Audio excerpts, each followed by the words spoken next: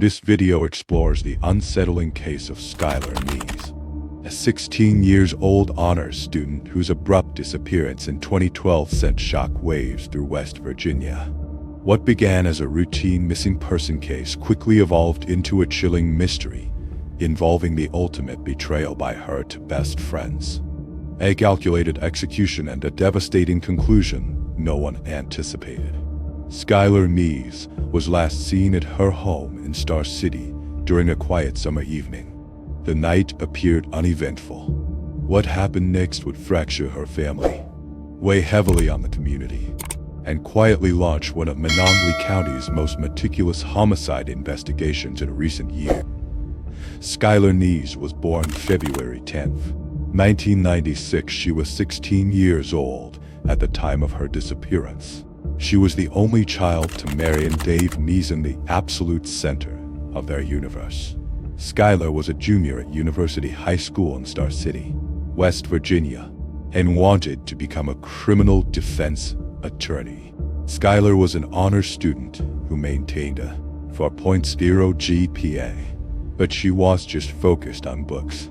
She spent her summer days working shifts at a local Wendy's, where she was known for her reliability and her upbeat attitude with customers. Her life was a structured mix of academic ambition, part-time work, and a deep social connection to her two best friends, Julia, Eddie, and Rachel Shelf. In the weeks leading up to July 2012, Skylar's life followed a predictable and positive trajectory. She was looking forward to her senior year and was frequently seen laughing with her friends in the parking lots of local fast food joints. Skylar was the friend who would defend others, the student who stayed on top of her assignments, and the daughter who always checked in with her parents.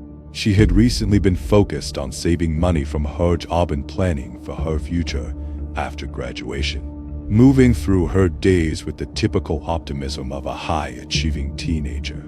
However, a chilling disparity was developing between Skylar's reality and the actions of those she trusted most.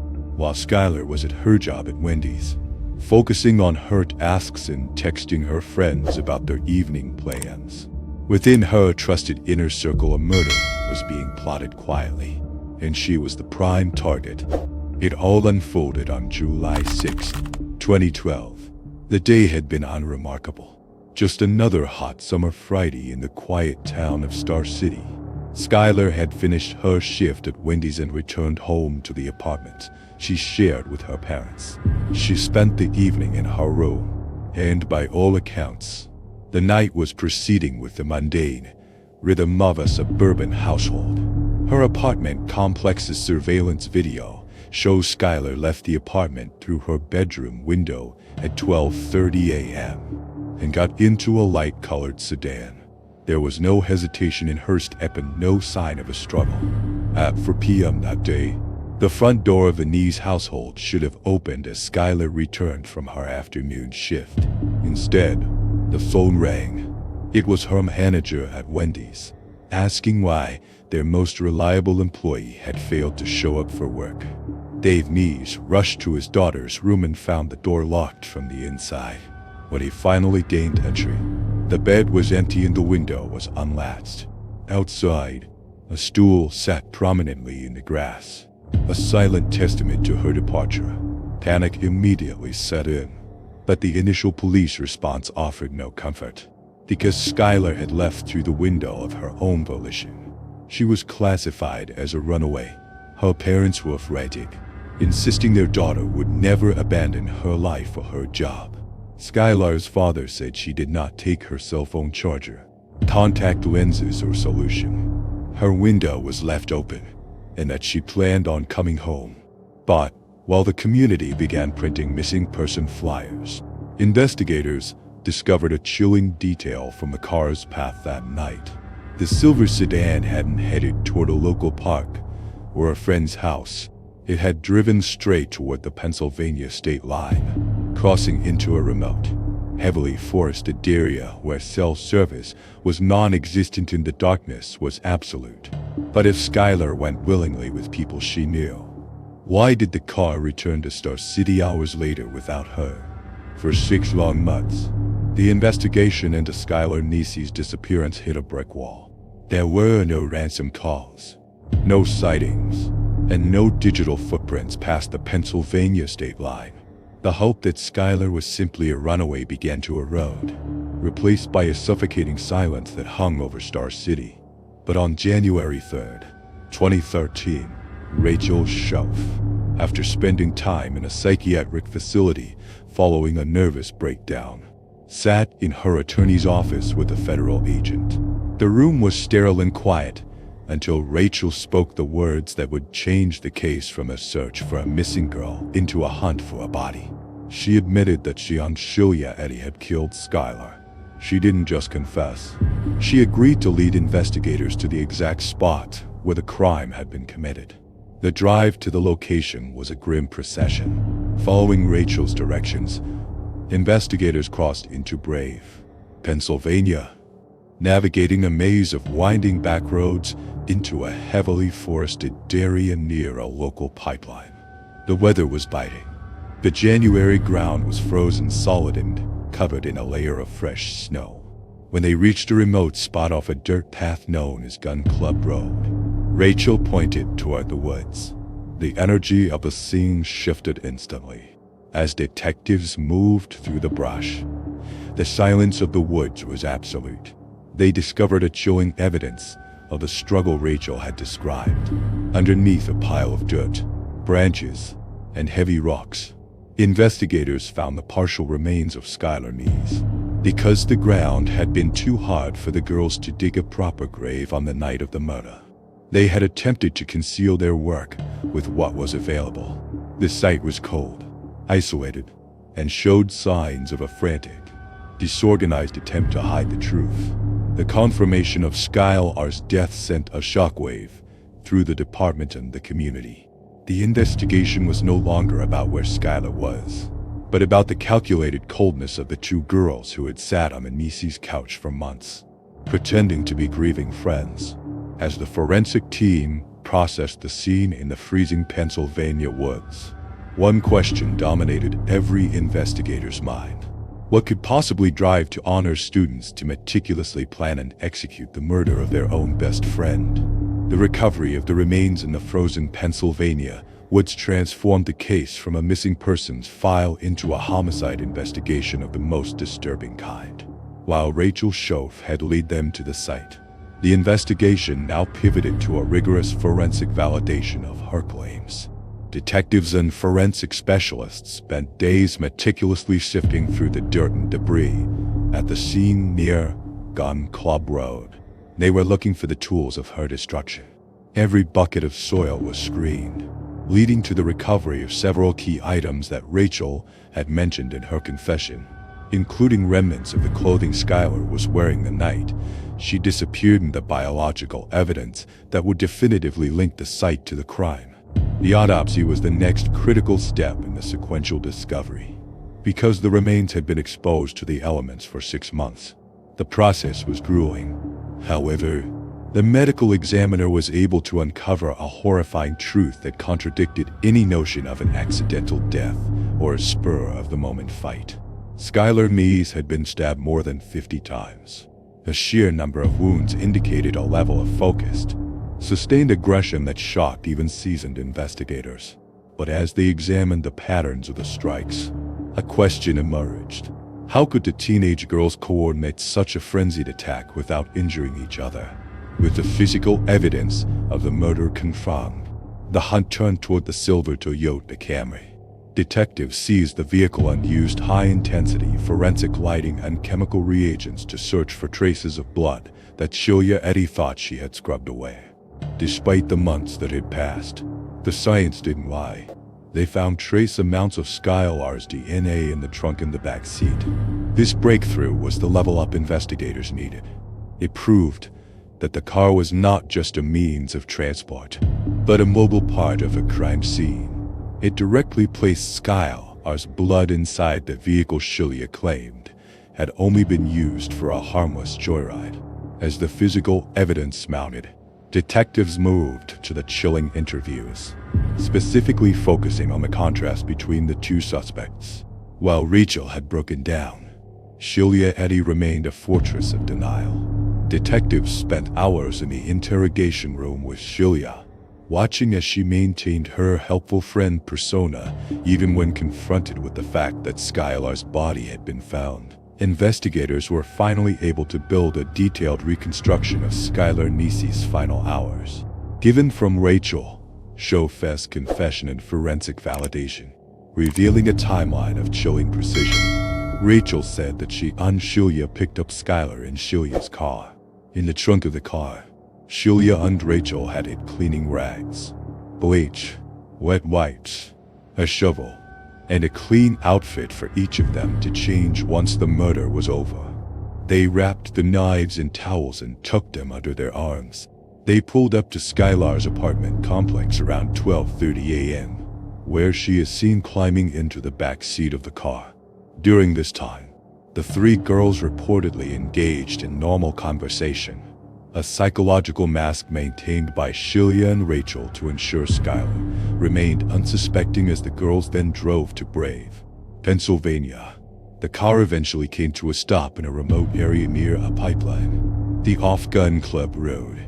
This location was specifically chosen for its isolation, and all three of the girls were familiar with it, as they had been there on occasions to talk and smoke. The three girls got out of the car and began socializing.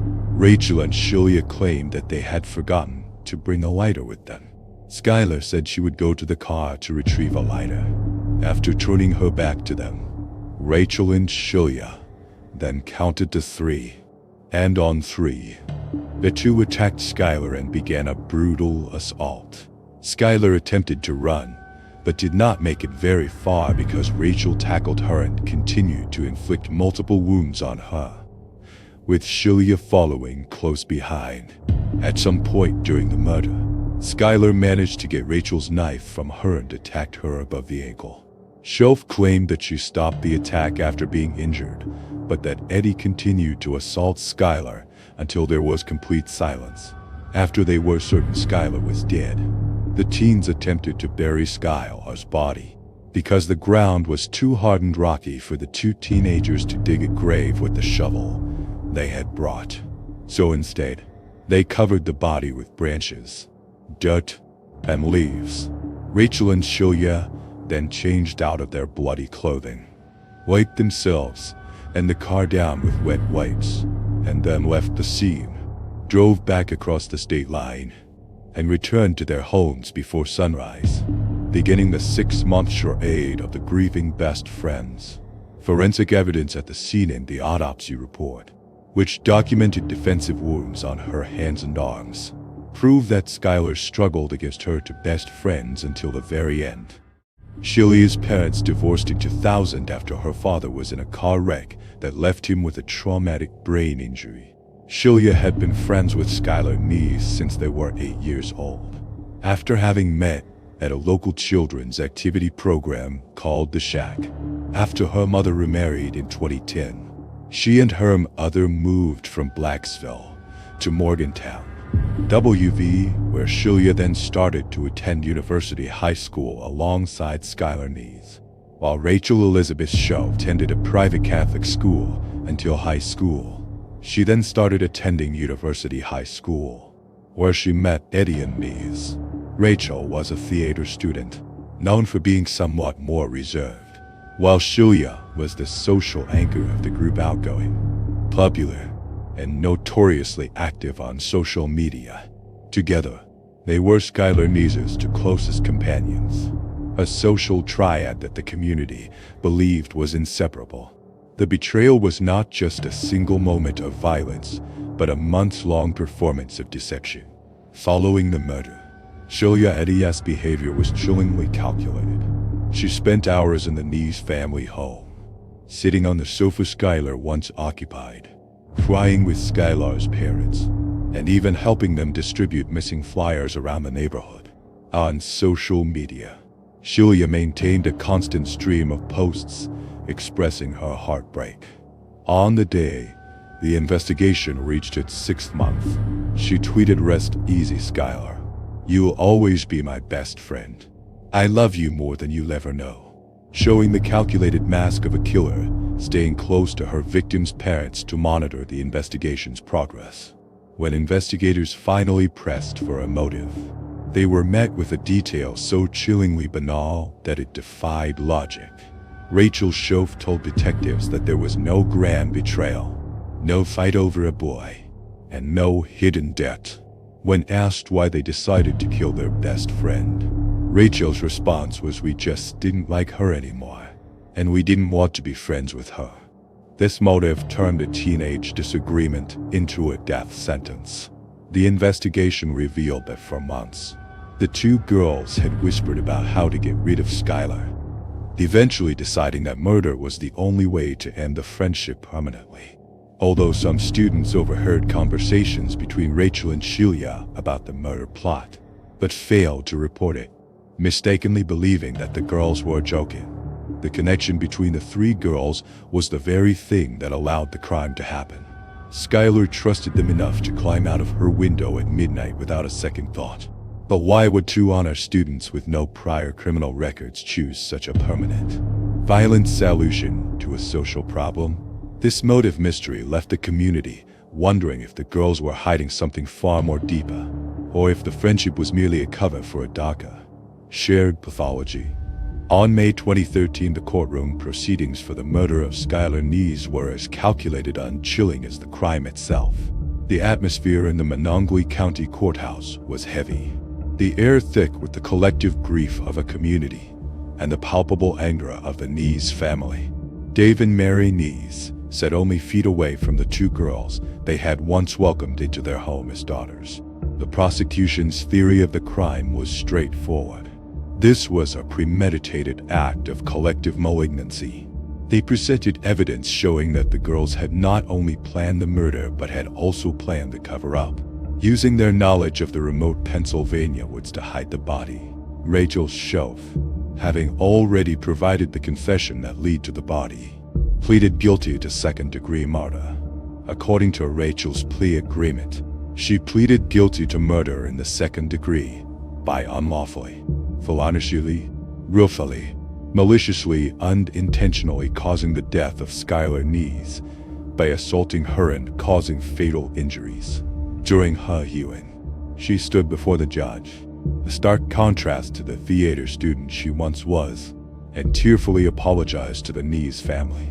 However, the prosecution emphasized that her apology did not change the fact that she had participated in a coordinated execution.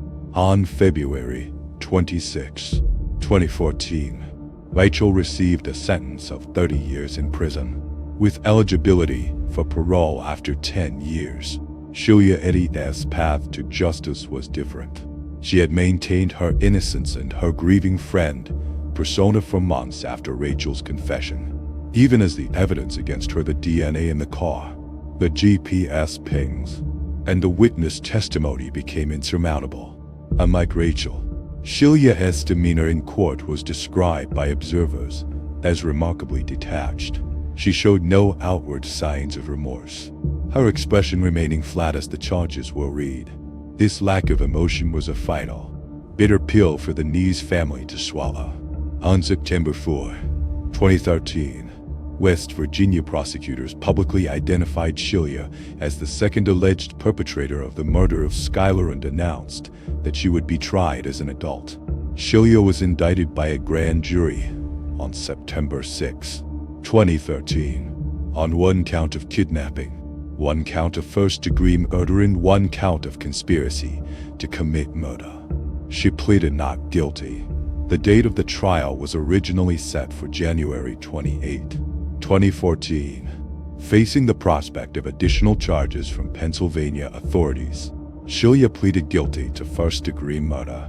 She expressed no remorse, but was sentenced to life in prison with mercy.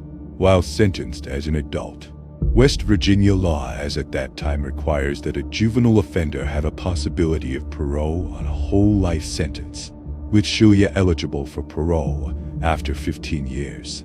Pennsylvania authorities did not file charges as per the plea deal. The immediate impact on the Neese family was profound. As the final sentence was read, Dave Neese looked at the girl who had sat on his couch and lied to his face for 6 months, realizing that no amount of time in a cell could replace the daughter she had stolen. The impact of Skylar Neese's death began to reshape the legal landscape of West Virginia almost immediately. The initial classification of Skylar as a runaway because she had voluntarily climbed out of her window had prevented the issuance of an Amber Alert, a delay that her parents believed cost valuable time in the search. In response, Dave and Mary Neese championed Skylar's Law, officially known as West Virginia Senate Bill 348. This legislation amended the state's Amber Alert criteria, ensuring that an alert can be issued for any missing child believed to be in danger, regardless of whether they are suspected to have run away. The law was signed in May 2013, creating a lasting legislative shield for children that did not exist when Skylar disappeared. Mary and Dave Neese continued to maintain Skylar's social media presence and engage with missing person advocacy, turning their private grief into a public mission to prevent other families from enduring the same silence they faced for 6 months. The spot near the pipeline, once a scene of unimaginable violence, has been transformed by the Neese family and the community into a permanent memorial. A wooden bench, flowers, and photos of Skylar Neese where she was found. It has become a site of pilgrimage for those moved by her story, ensuring that the last place she saw is no longer defined by the betrayal of her friends, but by the love of her parents and the memory of the life she lived.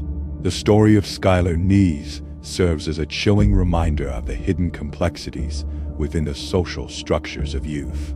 It forces us to confront the reality that sometimes the greatest danger doesn't come from a stranger in the dark, but from the person sitting right next to us in a classroom or a car. The fact that the motive was as simple as not liking her anymore remains the most haunting aspect of the investigation, a detail that lingers long after the sentences have been served. It leaves us to wonder about the nature of the bonds we form and the secrets that can hide behind a smile or a supportive text message. Skylar Neese was a daughter, a dedicated employee, and a bright student whose future was stolen by a collective malignancy that defied reason. Her legacy now lives on through the laws that protect others in the memorial that stands as a silent witness in the Pennsylvania woods. What do you think about the sentence handed down to Shelia and Rachel? Was justice truly served for Skylar? Or does the nature of their betrayal demand a higher price? Share your thoughts and theories in the comments below as we continue to seek the truth in the shadows of the cases that haunt us. If you found this case fascinating, don't forget to like the video and subscribe to the channel. We post crime case videos every night. Until next time, stay sharp, stay vigilant.